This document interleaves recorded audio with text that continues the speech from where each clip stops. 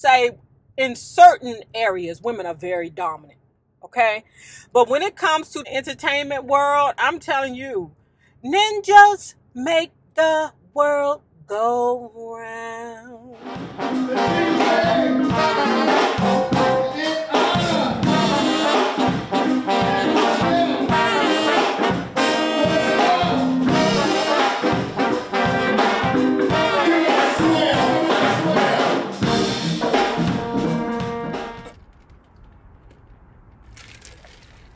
Well, hello there, lovers. Hello there, Bellas.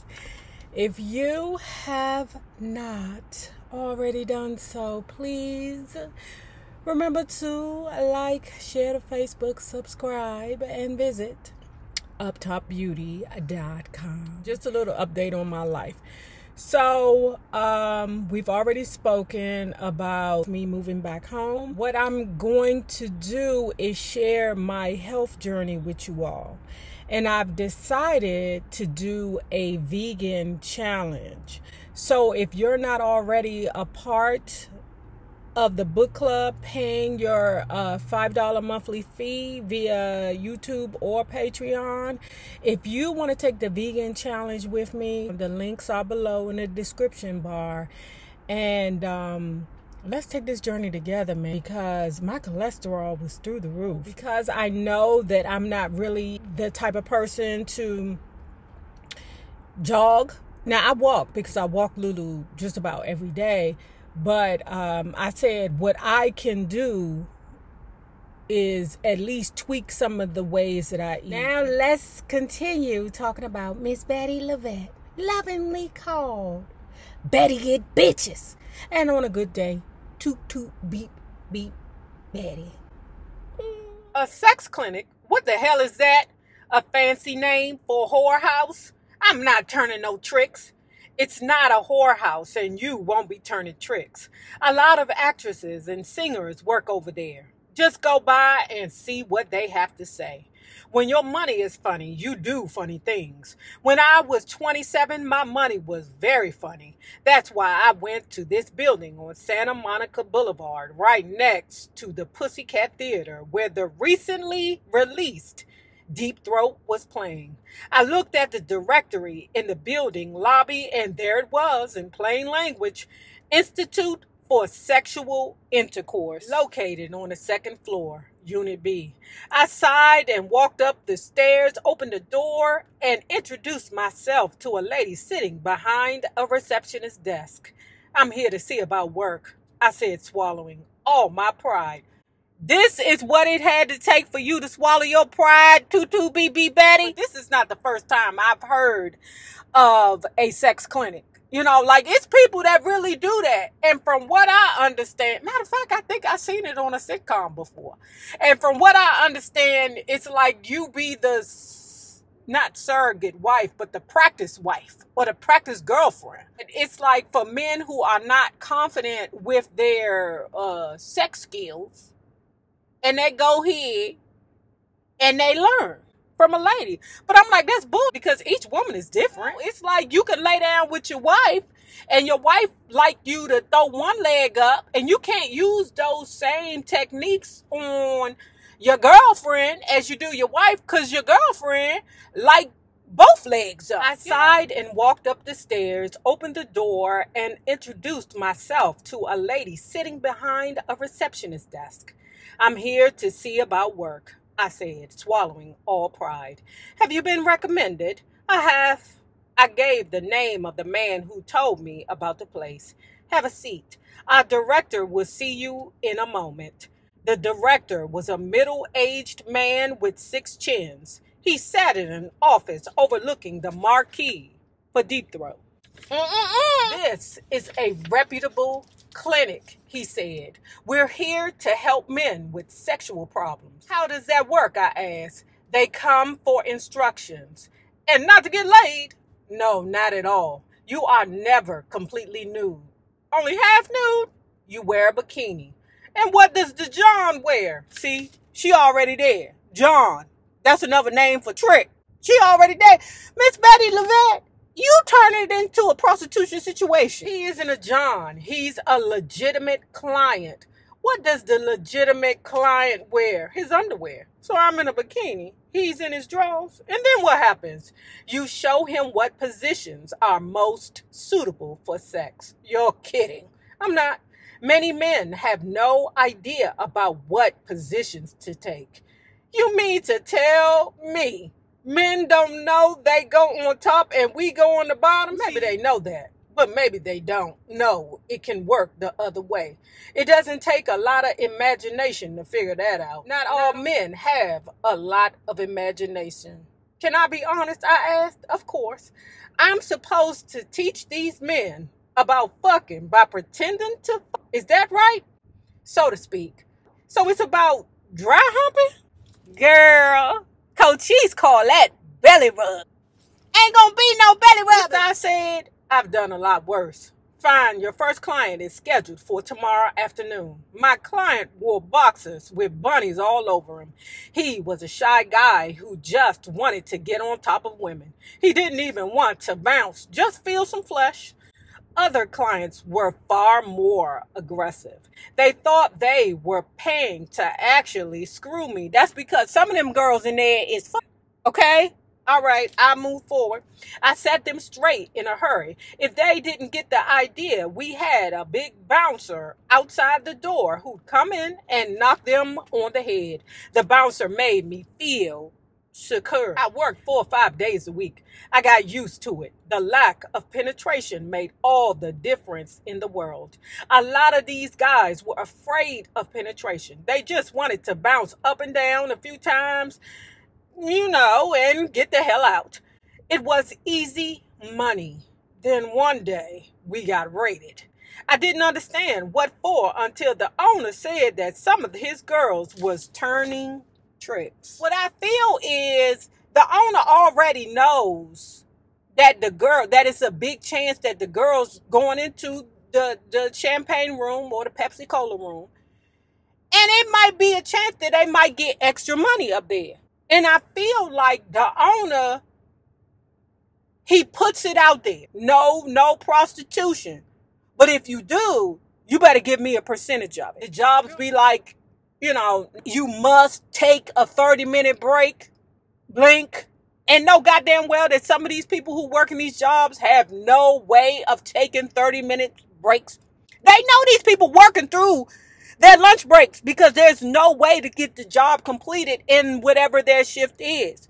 But they will constantly remind you, take your 30-minute break. But at the end of the day, if your work ain't done, they asking questions. Then one day we got raided. I didn't understand what for until the owner said that some of his girls turned out to be working women using the institution as a place to fuck their johns. It turned out that at the institution of sexual intercourse, there was plenty of penetration, which was when I decided to get out. After a month and 2 separate police raids, enough was enough. Solomon Burke, one of my people down in the comments, had asked me, have I read anything about Solomon Burke? I'm about to now. Solomon Burke is one of my all-time favorite singers. When someone asked Jerry Wexler who was the best soul singer, he said Solomon Burke with a borrowed rhythm section. Wexler wasn't wrong. So when the phone rang in my down and out Watts flat and the man said he was Solomon Burke, I couldn't have been happier. I know who you are, Bettye LaVette, he said. I like the way you sing, and I want you to open my show. I want to sing with you, Solomon Burke said.